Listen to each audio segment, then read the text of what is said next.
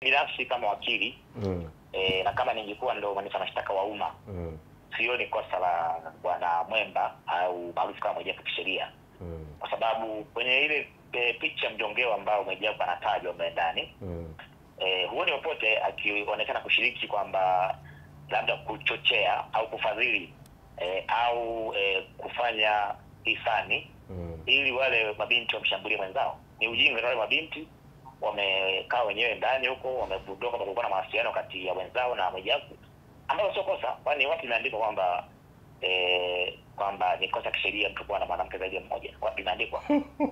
Imeandikwa wapi? Kwa sababu kama Mwijaku alikuwa na mahusiano ya kimapenzi na mmoja ya wale mabinti, sasa ikatokea akawa pia na mawasiliano ya karibu na rafiki wa wale mabinti. Sasa sababu kwa sasa hajadhibitika kwamba yule amekuwa ni mpenzi wao au la.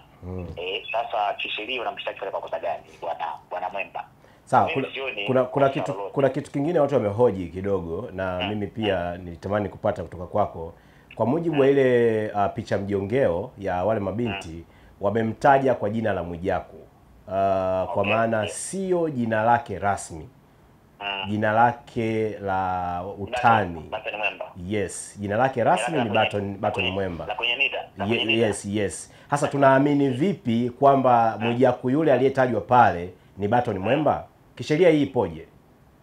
Nashukuru sana. Kwanza moja ya mambo na mimi nilikuwa sitaki sana kulizungumzia ilikuwa ni kwa sababu ni kweli kwamba wakina Mwijaku ni wengi, lakini ndugu yangu ni kwamba tayari taarifa jeshi la polisi kanda Dar es Salaam imethibitisha rasmi kwamba Mwijaku alikuwa anatajwa kwenye ile video ile picha mjongeo ni Mwijaku tunamfahamu, kwa sababu kusoma taarifa ya kamanda Mlilo imeweka wazi kwamba ile mkamata na kumhoji bwana Baton Mwemba maarufu kama Mwijaku. Kwa mimi nilipoa taarifa sasa nikawa tayari hata kuzanisha kwa kuzungumza na habari, kwa sababu ndio sikuwa kuzungumza na habari kwa sababu sikuwa na assurance kama Mwijaku anatajwa kwenye ile picha mjongeo ni Mwijaku tunamfahamu sote, lakini taarifa jeshi la polisi kanda ya Dar es Salaam imethibitisha wazi kwamba Mwijaku aliyekuwa na hisia kwamba ndiye usie ni ndiye.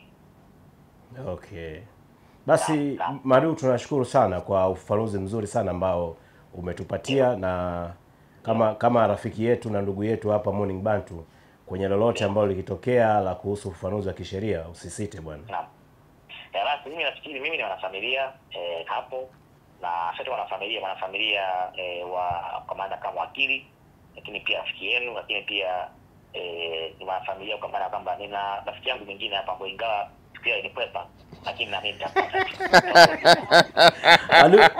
tunakushukuru sana bwana, asante sana. Shukrani. Aya. Morning Bantu.